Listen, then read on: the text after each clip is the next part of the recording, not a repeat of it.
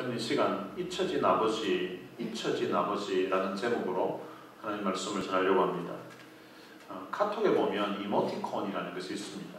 어떤 때는 내가 여러 가지 말로 내 의견이나 내 느낌을 표현하는 것보다 이모티콘 하나가 내 기분이나 내 느낌, 내가 하고 싶은 말을 그대로 표현할 때가 많이 있습니다. 그래서 사람들이 이모티콘으로 자기 의사를 전달하는 그런 경우들이 많이 있습니다. 근데 이모티콘 중에 무료로 제공되는 그런 이모티콘도 있지만 이제 이모티콘 중에 내가 사야만 쓸 수 있는 그런 이모티콘이 있습니다. 사서 쓰는 이모티콘 중에 가족들 간에도 의사 전달을 할 때에 사용하는 이모티콘들이 아주 많이 있습니다.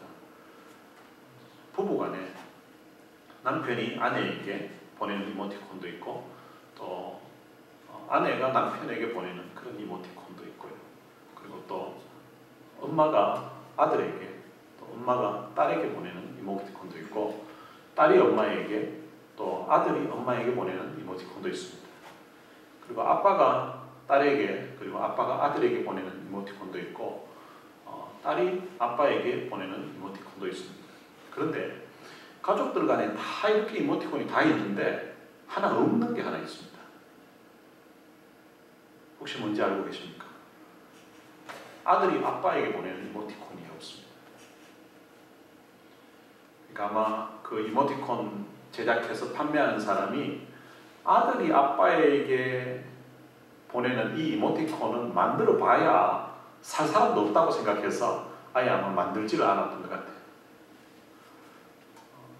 이모티콘이 아니라도 아들이 아빠에게 전화를 한다든지 아니면 문자를 보낸다든지 의사 전달을 할 수가 있습니다. 그런데 아들들이 대부분 아빠에게 별로 전화하는 일도 없고 문자하는 일도 없습니다. 근데 어쩌다가 아빠에게 전화를 할 때가 있습니다. 전화를 하는 내용이 뭔가 하면 아빠, 엄마 어디 있어요? 엄마 어디 있는지 아세요? 이 이야기 하려고 아빠에게 이제 전화하는 거예요. 그런 거 보면 아들의 기억 속에는 이 아빠의 존재에 대한 것이 별로 없는 것 같아요. 마치 이모티콘에 그 아들이 아빠에게 보내는 그 이모티콘이 없는 것처럼 오늘 본문에 나오는 이스라엘 백성들 기억 속에 아버지라는 존재가 잊혀져 버리는 것 같아요. 그런 상황에 있는 것 같아서 모세는 그의 생애 마지막에 이제 1세대는 다 죽고 없고 이제 광야에서 태어났던 그 2세대들이 가나안 땅을 곧 들어가게 될 텐데 그들이 가나안 땅에 들어가기 전에 그들이 기억해야 될 그 아버지에 대해서 그리고 또한 가나안 땅에 들어가서도 잊어버리면 안 될 그 아버지 되신 그 하나님에 대해서 상기시켜주고 그리고 기억하게 하려고 이 신명기를 기록하였습니다. 신명기 1장에 보면 이제 이 신명기를 언제 기록했는지에 대한 것이 나오는데 40째 해 11째 달 그 달 첫째 날에 모세가 이스라엘 자손에게 여호와께서 그들을 위하여 자기에게 주신 명령을 다 알렸다라고 이렇게 기록하고 있습니다. 그러니까 신명기를 기록할 때 그 시점이 언젠가 하면 출애굽하고 난 다음에 40년째 11째 달이라는 것입니다. 이 이스라엘 백성들은 지난 40년 동안을 광야에서 생활했던 사람입니다. 이 말씀을 듣고 있는 사람들은 지금 1세대가 아니라 2세대들 이들은 광야에서 태어났기 때문에 출애굽할 때에 그 애굽 땅에서 있었던 그 10가지의 굉장했던 그 하나님의 기적을 그들은 본 적이 없습니다. 그리고 또한 그들은 홍해를 건너는 그런 놀라운 광경을 또한 본 적도 없었습니다. 그들은 광야 40년을 지나는 동안에 아주 고통스러웠던 그런 기억들과 그리고 광야 40년 동안 지나면서 그들이 경험했던 것 외에는 아무것도 기억하지 못하고 있습니다. 이들은 애굽 땅에서 그의 조상들이 나왔습니다. 그 애굽 땅은 정말 아무런 희망이 없었고 아무런 소망이 없었던 아주 절망적인 그런 고통이 가득했던 곳이 바로 애굽 땅이었습니다. 근데 그 애굽 땅 종되었던 곳에 있을 때에 하나님께서 모세라는 지도자를 통하여서 애굽 땅에서 이끌어내셨습니다. 그리고 그들은 광야로 들어온 것입니다. 이 광야가 어떤 곳인가 하면 이 광야는 신명기 1장에 보면 아주 크고 두려운 곳이라고 그렇게 말씀하고 있습니다. 이 광야는 사람이 살 수 있는 곳이 아닙니다. 사람이 다녀본 적도 없는, 흔적이 없는 그런 지역이었습니다. 그런 곳에서 이스라엘 백성들이 40년 동안을 생활했습니다. 출애굽기 15장에 보면 그들이 이제 광야로 들어와서 3일 길을 지나게 되는데 3일 길을 지나면서 애굽에서 가지고 왔던 그 물이 다 바닥이 났습니다. 물이 바닥이 났을 때에 이제 3일 후에 그들이 물을 발견하게 됐는데 그 발견한 곳이 마라라는 곳이었습니다. 물은 발견했는데 가서 물을 마셔보니까 써서 마실 수가 없었습니다. 그래서 그 쓴 물 때문에 이스라엘 백성들은 모세를 향하여서 원망했습니다. 그리고 그 다음 출애굽기 16장에 가보면 이들이 먹을 것이 없어서 배가 고파서 아론과 모세를 원망하는 내용이 나옵니다. 그리고 17장에 가면 물이 없어서 자기 자녀들과 그리고 짐승들까지 목말라 죽어간다고 하면서 모세에게 원망하는 그런 모습이 나옵니다. 심지어는 자기들의 돌을 들어서 모세에게 던지려고 하는 그런 극단적인 상황까지 벌어졌습니다. 광야에서 이스라엘 백성들은 먹을 것 때문에 그리고 마실 것 때문에 때로는 화가 나기도 하고 분을 내기도 하고 원망하는 그런 많은 시간들을 보냈습니다. 그들이 가데스 바네아에 도착했을 때에 하나님께서는 모세를 통하여서 그 가나안 땅을 정복하도록 했습니다. 모세는 그들에게 두려워하지 말라고 그렇게 선언했었지만 이스라엘 백성들은 우리가 먼저 사람을 보내자고 했습니다. 우리가 사람을 보내서 그 땅을 정탐하고 난 다음에 그들의 보고를 들어보고 그 다음에 정복하는 데 나서자고 한 것입니다. 모세가 그 말을 좋게 여겨서 각 지파마다 한 사람씩 대표자를 뽑았습니다. 그리고 나서 그들을 가나안 땅을 정복하기 전에 정탐하도록 하였습니다. 그들이 정탐을 하고 난 다음에 와서 보고를 했습니다. 보고를 한 첫 번째 내용은 그 땅은 너무 좋은 땅이라는 것입니다. 근데 그 땅에 대한 보고를 듣고 그 땅이 좋았지만 거기에 있는 사람들이 아주 크고 그리고 또한 성은 크고 성곽은 하늘에 닿을 정도로 아주 높게 쌓여져 있었다고 하는 그 보고를 들었습니다. 근데 그 보고를 듣고서 그들은 하나님을 향하여서 원망했습니다. 신명기 1장 27절에 보면 장막 중에서 원망하여 이르기를 여호와께서 우리를 미워하심으로 아모리 족속의 손에 넘겨 멸하시려고 우리를 애굽 땅에서 인도하여 내셨도다 라고 그렇게 말합니다. 그들은 차라리 이럴 것 같으면 우리가 애굽 땅에서 죽었으면 좋았겠다고 아니면 이 광야에서 차라리 죽는 것이 좋겠다고 이렇게까지 그들은 하나님을 향하여서 원망했습니다. 근데 그 원망하는 소리가 밤을 새워서 하늘에 닿을 정도로 원망했습니다. 하나님께서 그 소리를 들으시고 하나님은 내 귀에 들린 말대로 해주겠다고 그렇게 하셨습니다. 하나님이 우리의 기도만 들으시는 것이 아니라 내가 불평하는 소리도 하나님이 들으신다는 것입니다. 하나님은 우리의 기도에만 응답하시는 것이 아니라 하나님은 우리가 불평하는 소리 그것도 하나님은 들으시고 그대로 응답해 주신다고 성경은 말씀하고 있습니다. 하나님은 내 귀에 들린 대로 그들이 했던 말이 이 광야에서 차라리 죽었으면 좋겠다고 했던 그 기도를 그대로 들으시고 그 1세대 사람들로 하여금 광야에서 다 죽게끔 그렇게 하셨던 것입니다. 그리고 이제 2세대들이 가나안 땅에 들어가게 됩니다.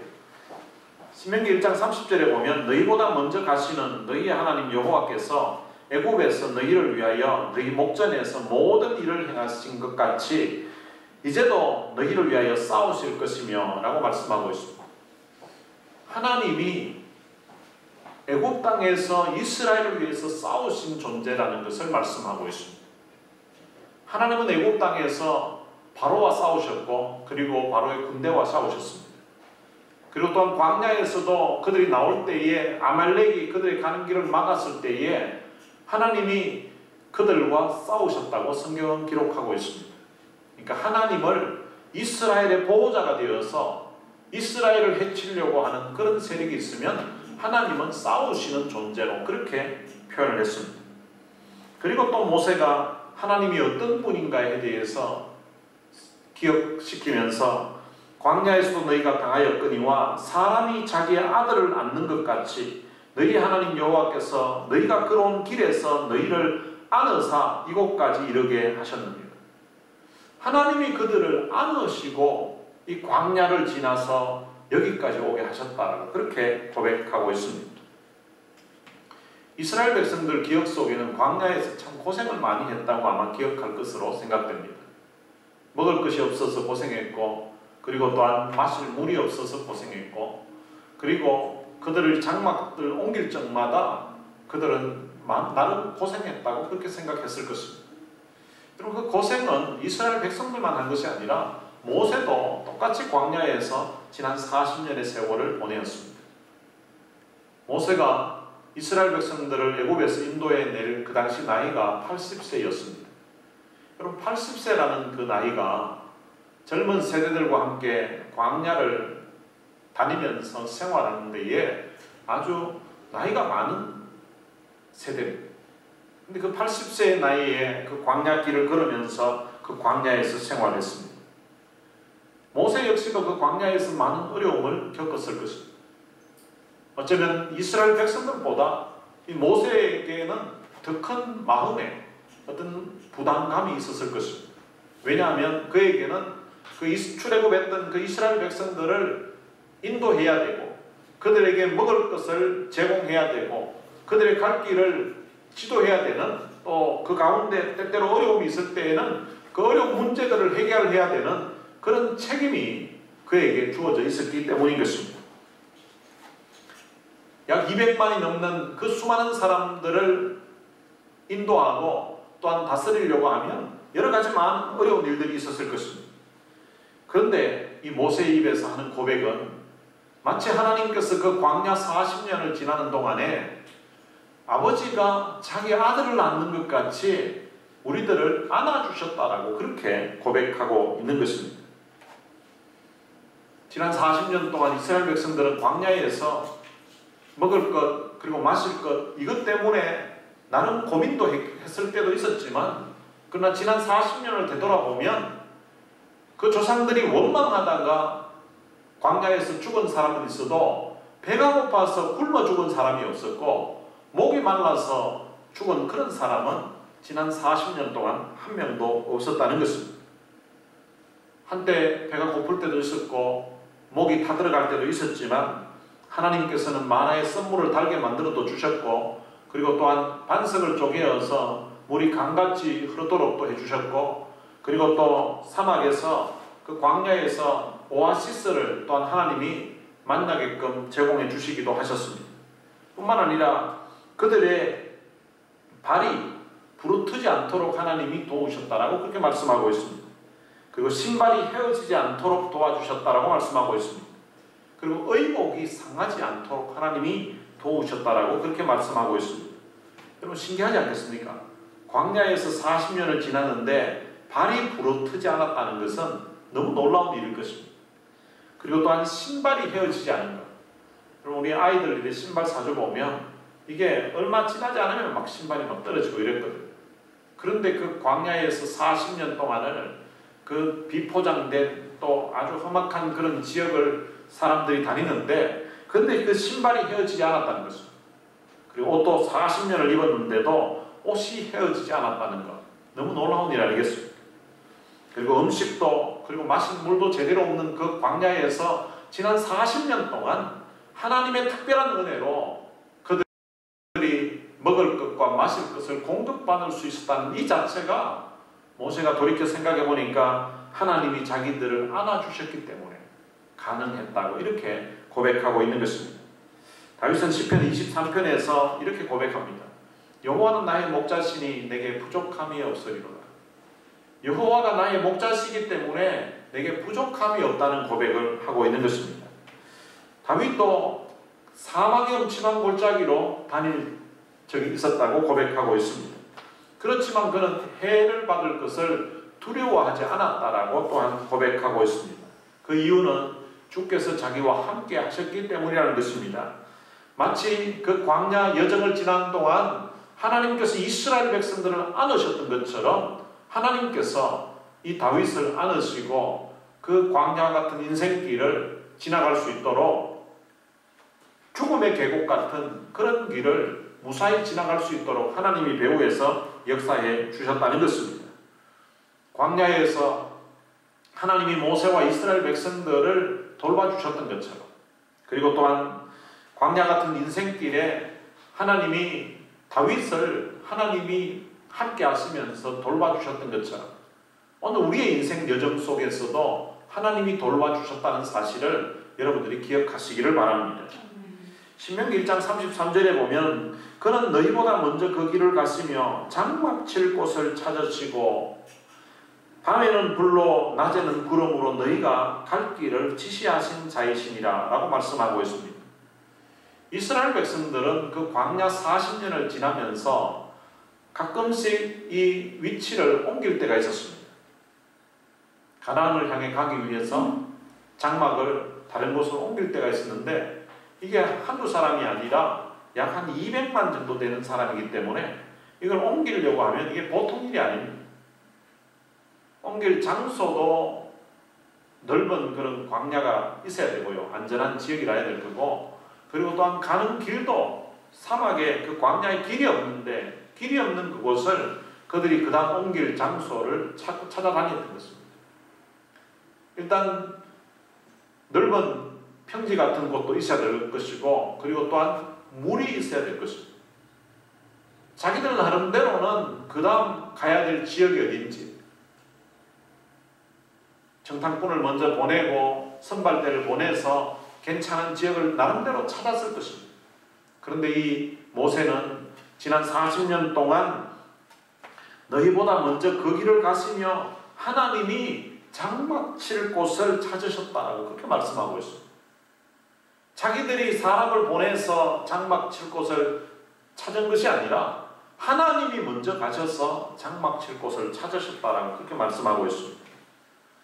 이스라엘 백성들이 생각할 때는 자기들이 노력해서 장막 칠 곳을 찾았다고 생각하겠지만, 그런데 모세는 하나님께서 장막 칠 곳을 먼저 가셔서 예비해 주셨다라고 그렇게 고백하고 있는 것입니다. 그리고 또한 가는 길도 하나님이 낮에는 참 구름 기둥으로 밤에는 불 기둥으로 가는 길을 인도해 주셨다라고 그렇게 고백하고 있습니다. 저는 미국에 와서 28년 동안 살면서 이사를 한 14번 정도 갔었습니다. 이 말씀을 보면서 하나님이 내가 14번 동안 이사 가는 동안에 참 장막 칠 곳을 찾으시느라고 하나님 참 고생하셨겠구나 그런 생각을 해보았습니다. 물론 찾아다닐 동안에 제가 찾아다녔습니다.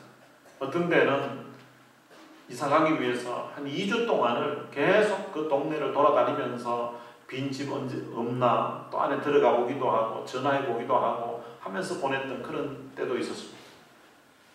근데 그게 내가 원한다고 그 집에 들어갈 수 있는 것도 아니었습니다. 어떤 때는 마음에 드는 집을 찾았는데 다른 사람이 먼저 어플리케이션을 낸 그런 경우들도 있었습니다. 지난 시간들을 돌아보면 그때 내 형편에 그때 우리 상황에 딱 맞는 그런 집을 하나님이 참 만날 수 있도록 찾을 수 있도록 하나님이 배후에서 도와주셨다고 고백할 수 있었습니다. 그리고 하나님이 밤과 낮으로 갈 길을 인도해 주셨다는 것입니다. 광야에는 사실은 길 자체가 없습니다. 사람이 다니지 않는 곳이기 때문에 길이 형성되지를 않습니다. 그런데 하나님께서 그 구름 기둥으로 불 기둥으로 그들의 가는 길을 지시하셨다라고 그렇게 말씀하고 있습니다. 우리가 어디 여행을 가다 보면 이 지도를 가지고 있을 때는 아주 많이 불편했었습니다. 근데 지금은 이 내비게이션이 잘 돼 있어가지고 내비게이션만 켜면 아주 편합니다. 근데 오래전에 내비게이션이 나온 지 얼마 안 됐을 때에 제가 미 중부 지역에 우리 가족이 여행을 갔던 적이 있었습니다. 여행을 갈 때 그 전에는 어디 여행을 가면 이 지도를 다 구해서 갔었습니다. 저 같은 경우는 트리플레이 그 오피스에 가가지고 캘리포니아 미 전역 우리가 가는 각 주의 그 지도들 프레이 지도 그리고 또한 그 가는 도시의 디테일한 그런 도시 지도들을 다 가지고 가면서 그것을 확인하면서 갔었습니다. 근데 이 내비게이션이 나오면서는 그 지도가 이제 필요 없는 거예요. 가는 목적지에 주소만 찍으면 이 내비게이션이 그냥 인도해 주는 거예요. 근데 갈 때는 잘 갔는데 오는 도중에 갑자기 이 내비게이션이 먹통된 거예요. 이게 갑자기 정지되더니 움직이질 않는 거예요. 내비게이션 인원만 믿고 그냥 왔었는데 갑자기 이게 움직이질 않으니까 이게 아무리 해도 안 되는 거예요. 껐다가 다시 켜도 안 되고 뭐 안 돼요. 그래서 어쩔 수 없이 차를 세우고 이제 트리플레이 오피스에 전화를 해가지고 내가 있는 위치에서 가장 가까운 트리플레이 오피스 주소를 알려달라고 하고 거기 전화를 해가지고 내 있는 위치를 이야기하고 그곳으로 가는 디렉션을 좀 알려달라고 해서 찾아서 거기에서 맵을 구했던 적이 있었습니다. 이 지시를 해주는 것이 잘못 지시해주면 아주 어려움을 겪을 때가 있습니다. 그런데 하나님께서 낮에는 구름 기둥으로 밤에는 불 기둥으로 지난 40년을 하나님이 인도해 주셔서 오늘 여기까지 무사히 올 수 있었다고 모세는 고백하고 있는 것입니다. 오늘 우리의 인생도 마찬가지입니다. 우리가 어느 곳에 정착하는지, 그리고 또 어떤 직업을 가지는지, 또 어떻게 생활하는지 이런 것들을 잘 몰라 할 때에 하나님이 우리 갈 길을 인도해 주시고 하나님이 우리를 갈 곳을 지시해 주시는 그런 모습으로 여기까지 왔다고 알려주고 있는 것입니다. 성경에서 최초로 하나님을 아버지라고 부르는 분이 있습니다. 그분이 누군가 하면 바로 모세입니다. 첫 인류였던 아담은 하나님을 아버지라고 부르는 기록이 없습니다. 그리고 우리가 고백하고 알고 있는 믿음의 조상 아브라함도 하나님을 향하여서 아버지라고 불렀던 적은 한 번도 없습니다. 그런데 이 모세가 하나님을 아버지라고 불렀습니다. 그럼 모세가 어떻게 하나님을 아버지라고 불렀을까 한번 생각을 해봤습니다. 이 모세는 자기네 육신의 아버지에 대한 기억이 없는 사람입니다. 물론 성경에 석 달 동안 그 아버지가 집에서 돌봤다는 기록이 있습니다. 그런데 석 달 동안에 그 기억을 할 수 있는 사람이 누가 있겠습니까? 모세는 자기 육신의 친아버지에 대한 기억이 없는 사람. 그렇기 때문에 아버지를 생각하고 또 아버지가 어떤 분일까 하는 그런 궁금증이 아마 있었을 것이라고 생각됩니다. 그런데 그가 광야 생활을 하고 그리고 이스라엘 백성들을 이제 인도해 가면서 그 육신의 아버지에 대한 그 생각이 이제는 그 하나님이 자기의 아버지로 그렇게 어느 순간부터 고백되어진 것 같습니다. 그래서 그는 하나님을 아버지라고 불렀습니다. 그리고 또 성경에 하나님을 아버지라고 부른 사람이 있습니다. 그 사람은 다윗입니다. 다윗은 모세와는 달리 육신의 아버지가 있었습니다. 그리고 육신의 아버지와 어릴 적에도 같이 지냈습니다. 그런데 이 다윗 같은 경우에는 육신의 아버지와 같이 지낸 시간이 상당히 있었지만 그 아버지에게 별로 인정을 받지를 못했습니다. 왜냐하면 사무엘 선지자가 이제 자기 집에 와서 그 아버지에게 이야기를 했습니다. 내 아들 중에서 차기 이스라엘의 왕으로 세울 건데 자식들 다 데려오라고 했습니다. 그런데 8아들이 있었는데 그 중에 다윗이 막내였는데 이 막내인 다윗은 들에서 양을 치도록 내버려 두고 다른 7아들만 불러뒀습니다. 그럼 차기 왕이 세워진다는데 양을 돌보는 게 그게 뭐 그리 중요하겠습니까? 자식이 있으면 다 데려오면 오라고 하면 그것도 선지자가 시켰는데 다 데려와야 될 건데 다윗은 아예 그냥 너는 올 필요 없다고 하고 그냥 들에 두었다는 것입니다. 그런 거 보면 이 아버지의 마음에 이 다윗이 별로 없었던 것 같아요. 적어도 저놈은 왕 될 까만 아니다. 그렇게 보면 이 다윗은 그 육신의 아버지의 인정을 못 받으면서 자랐다는 거죠. 그리고 그가 다윗이 이제 골리앗과 싸워서 이긴 다음에는 이스라엘의 장군으로 발탁이 됩니다. 그러고 나서는 이제 전쟁터를 누비면서 살게 되니까 아버지와는 떨어져서 생활했을 것입니다. 어릴 적부터 아버지와 떨어져서 생활하다 보니까 또 그 아버지에 대한 사랑을 받을 시간도 없었습니다. 그렇게 보면 이 다윗도 육신의 아버지를 보기는 보았지만 함께 지내기는 지냈지만 아버지로부터 인정과 사랑을 받지 못한 가운데 자랐던 것 같습니다. 그러다 보니까 이 다윗의 마음에도 뭔가 아버지에 대한 어떤 그리움, 아버지에 대한 어떤 생각이 있었던 것 같아요. 그래서 그가 어느 정도 신앙생활하면서는 하나님에 대해서 하나님을 부르면서 그를 아버지라고 불렀다는 것입니다. 하나님이 자기를 아버지라고 불렀을 때 너무 좋으셨던 것 같아요. 그래서 그를 이스라엘의 목자로,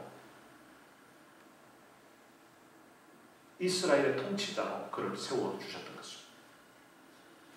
그리고 또 성경에 하나님을 아버지라고 부르신 분이 있습니다. 그분이 누군가 하면 바로 예수님이십니다. 예수님은 이 땅에 계시면서 하나님을 아버지라고 그렇게 불렀습니다. 특별히 요한복음 17장에 보면 이제 그 전에 제자들과 마지막 고별 설교를 하고 그리고 제자들을 위하여서 또한 제자들을 통하여서 앞으로 예수 믿게 될 그런 사람들을 위하여서 예수님이 기도하는 내용이 나옵니다.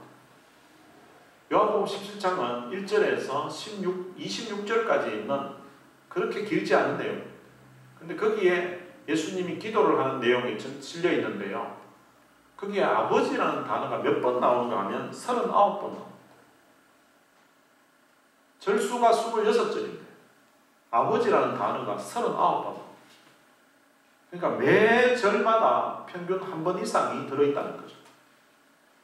얼마나 아버지를 생각했으면, 얼마나 아버지를 사모했으면, 얼마나 그 아버지라는 이름을 불러보고 싶었으면 아버지, 계속해서 아버지라는 단어를 넣어서 아버지라고 이야기하고 있다는 것입니다.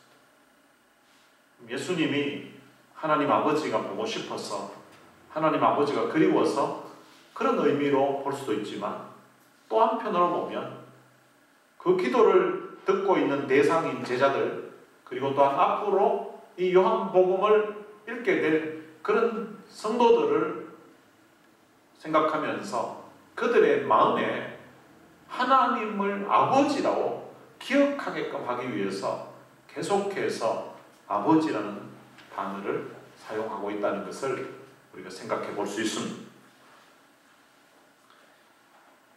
하나님은 바로 우리 아버지입니다.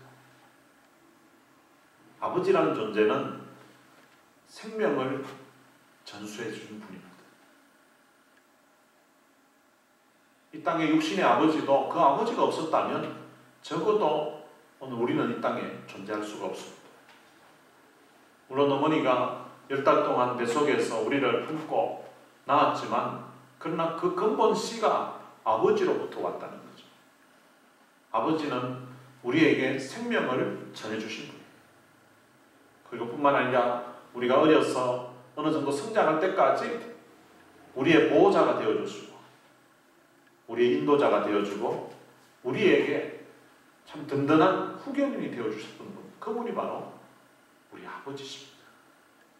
영적인 아버지가 되시는 우리 하나님도 마찬가지입니다. 하나님은 우리에게 생명을 주신 분입니다. 이 땅의 생명도 물론 육신의 아버지를 통하여서 우리가 받았지만 근본적으로는 하나님께서 우리에게 생명을 주셨다라고 그렇게 말씀하고 있습니다. 뿐만 아니라 우리의 영적인 생명도 마찬가지입니다. 우리 아버지 되신 하나님이 그의 하나밖에 없는 아들 예수님을 십자가에 못 박혀 죽게 하심으로 말미암아 그 흘리신 보혈로 그 십자가의 죽음을 통하여서 우리의 죄를 사해 주시고 우리를 하나님의 거룩한 아들로 딸로 삼아 주셨다는 것입니다. 그래서 우리에게 영원한 생명을 주신 분, 그분이 바로 우리의 아버지 되신 하나님이십니다. 그리고 또한 그 아버지 되신 하나님은 마치 이스라엘 백성들을 그 광야에서 안으시고 그리고 또한 불기둥과 구름기둥으로 그들의 갈 길을 인도하셨던 것처럼 지나왔던 우리의 인생 여정을 그 아버지 되신 하나님이 우리를 지키시고 우리를 인도해 주셨던 분입니다. 그분이 바로 우리의 아버지이십니다. 누가복음 15장에 보면 탕자 이야기가 나옵니다. 아버지 재산을 허랑방탕하게 다 탕진해버리고 돼지치는 일을 하다가 거지꼴이 되어서 아버지가 생각이 나고 그런 가운데 아버지 집으로 돌아왔던 둘째 아들이 있습니다. 근데 그 아버지 집으로 돌아왔을 때에 그 아버지가 너무 좋아서 아들에게 달려가서 그 아들을 끌어안는, 아들을 안으시는 장면이 나옵니다. 아들은 오랫동안 제대로 씻지도 못하고 해서 온몸에 아마 악취가 나고 더러웠을 것입니다. 그러나 아버지는 전혀 개의치 아니하고 그 아들을 끌어안고 아들과 계속해서 입을 맞추면서 자기 아들로 다시금 받아주시는 너무나 너그러운 자비하신 그 아버지의 모습이 나옵니다. 성경은 그 너그럽고 이해심 많고 한없는 용서를 베풀고 있는 그 좋으신 아버지가 바로 우리 하나님 아버지라고 우리에게 알려주고 있습니다. 오늘 이 어버이날을 맞이해서 오늘 우리 육신의 아버지도 생각해야 되겠지만 우리 영적인 아버지 되신 그 하나님을 우리가 생각해 봤으면 좋겠습니다. 오늘 우리에게 영원한 생명을 주시고 오늘 여기까지 인도해 주셨던 그 하나님의 은혜에 대한 그런 감사를 우리의 마음에 기억하면서 그 하나님을 찾았으면 좋겠습니다. 어쩌면 지나왔던 우리의 삶을 돌아보면 이모티콘에 아들이 아빠에게 보내는 이모티콘이 없는 것처럼 우리도 하나님께 나름 기도한다고 하는 것들도 필요할 때 마치 아들이 아빠에게 전화해가지고 아빠 엄마 어디 있어요? 이렇게 이야기하는 것처럼 하나님 이런 게 필요한데요. 이런 도움이 필요한데요. 내 필요할 때만 하나님을 찾았던 그런 모습으로 우리가 살은 것은 아닌가 우리 자신을 한번 돌아봤으면 좋겠습니다. 그래서 우리의 마음속에 잊혀졌던 아버지가 아니라 늘 참 가슴에 기억하면서 우리의 마음에 기억하면서 하나님 베풀어 주신 그 귀한 사랑, 그 귀한 은혜를 생각하면서 하나님을 우리의 생명 다하는 그날까지 마음으로 감사하고 뜨겁게 사랑하면서 살아가는 여러분들의 삶이 되시기를 주님의 이름으로 축원합니다. 오늘 들은 말씀을 생각하면서 같이 찬양을 한곡 부르겠습니다. 나의 아버지라는 찬양입니다. 아버지의 불러만 봐도 그 사랑에 눈물 나요. 나 같은 죄인을 사랑하신 아버지. 아버지 생각만 해도 그 은혜에 감사해요. 날 위해 십자가 대신 지신 그 사랑.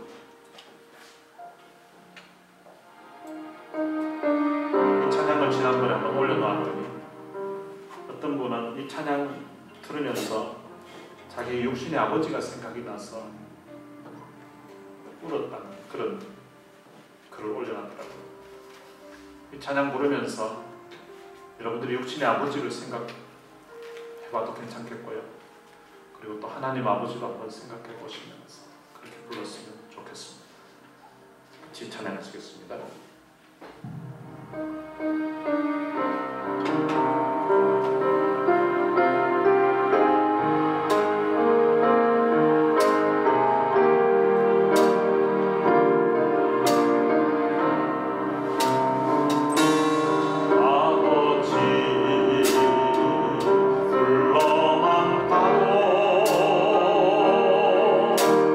그 사랑에 눈물 나요.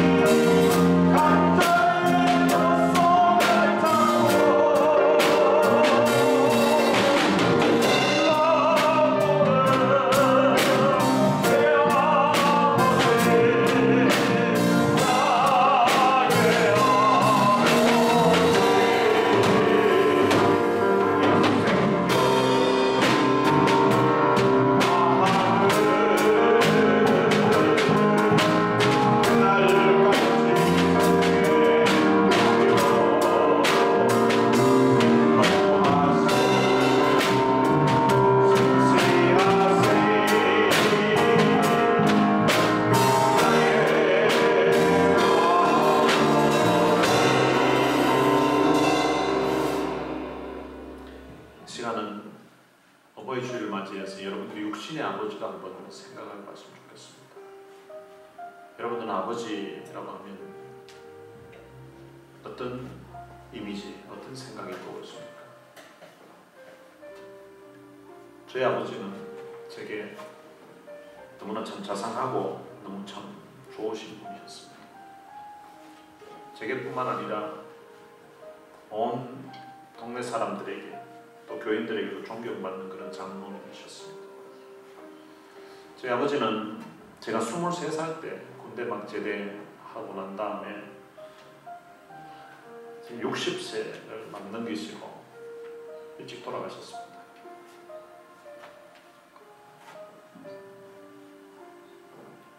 제가 살면서 제게 좋은 일이 있을 때마다 저희 아버지가 자꾸 생각이 났습니다. 첫째 아들 낳았을 때 아버지가 계셨으면 손자 안으시고 얼마나 좋아하셨을까 생각했었습니다. 둘째 아들을 낳았을 때도 아버지 생각이 났었습니다. 그리고 딸을 낳았을 때도 아버지가 생각이 났습니다. 제가 미국 와서 석사 박사학위 여러 번 이렇게 졸업식을 하면서도 아버지 계셨으면 얼마나 좋아하셨을까 했었습니다. 그리고 교회를 개척하고 입당식을 하면서도 위임식을 할 때도 또 목사 안수 그 전에 받을 때도 아버지 계셨으면 얼마나 좋아하셨을까 생각이 났었습니다.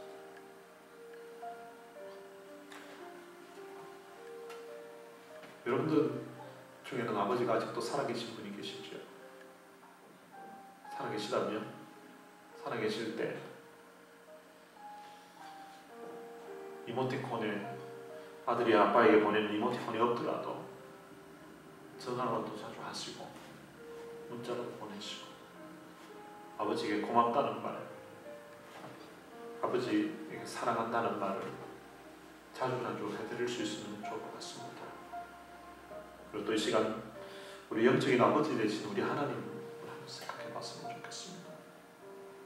오늘 우리들에게 영원한 생명을 주시려고 자신의 하나밖에 없는 아들을 십자가에 내어주셨습니다. 십자가의 처절한 그 죽음의 고통에 내어주시고 그 흘리신 보혈과 그 아들의 죽음을 통하여서 우리 죄를 사해 주시고 우리를 하나님의 귀한 아들로 딸로 삼아 주셨습니다. 그 하나님이 이스라엘 백성들을 지난 40년 동안 광야에서 안으셨던 것처럼 우리들의 인생 여정에도 하나님이 안으시고 여기까지 인도해 주셨습니다. 그 하나님을 우리가 기억했으면 좋겠습니다. 아빠에게 기껏 전화해가지고 아빠 엄마 어디 있어요? 하는 것처럼 하나님께 기도할 적마다 하나님 나 이거 필요한데요.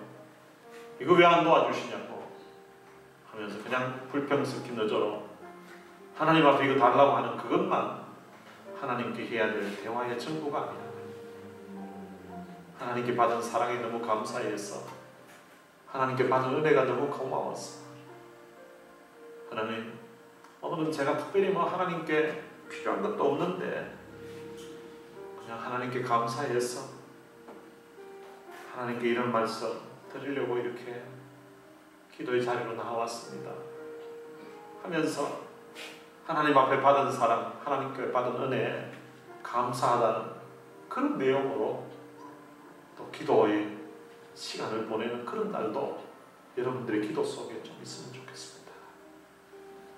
우리 들은 말씀 생각하면서 하나님 내 마음에는 네 아버지라는 네 존재가 하나님 잊어지지 않게 해주시고 이 생명 다하는 그날까지 이 하나님 은혜를 생각하면서 감사하고 이 하나님 아버지를 더 가까이 섬기면서 살게 해달라고 다 같이 통성으로 기도하시겠습니다.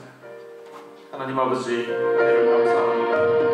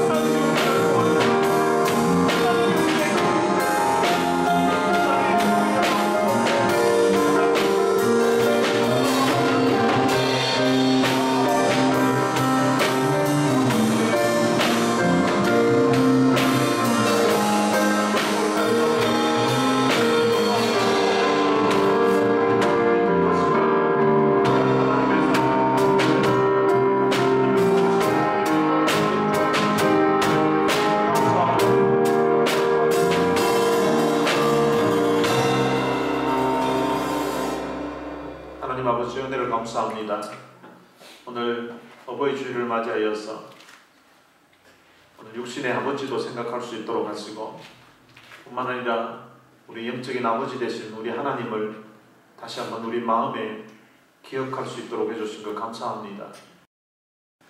마치 이모티콘에 아빠가 아들에게 보내는 이모티콘이 없는 것처럼 우리의 삶 속에서도 정말 하나님 앞에 도움 필요할 때만 하나님을 찾고 했던 우리의 허물진 모습 하나님 용서해 주시기를 원합니다. 탕자를 품으시고 탕자를 안아주셨던 그 아버지의 그 너그러운 사랑이 오늘 여기까지 우리를 인도해 주신 것 참으로 감사합니다. 지나온 시절 동안 우리는 우리 필요할 때만 아버지를 찾았었는데 그럼에도 불구하고 하나님은 우리의 기도를 늘 들으시고 응답해 주셔서 오늘 여기까지 올 수 있도록 해주신 것 참으로 감사합니다. 갈 길 몰라 헤맬 때도 있었고 방황하며 지낼 때도 있었는데 하나님이 우리를 때때로 말씀으로 때때로 참 신앙의 좋은 멘토를 통하여서 오늘 여기까지 올 수 있도록 인도해 주신 것 참으로 감사합니다. 이 아버지의 은혜에 대한 감사가 이 어버이 주일날 우리의 마음을 적시게 하시니 참으로 감사합니다. 남은 삶을 이 아버지의 은혜에 대한 감사와 감격하는 마음으로 살게 해주시고 또한 육신의 부모가 아직도 살아있는 분들은 그 아버지의 은혜에 어머니의 은혜 생각하면서 참 효도하는 귀한 자녀들 될 수 있도록 축복해 주옵소서.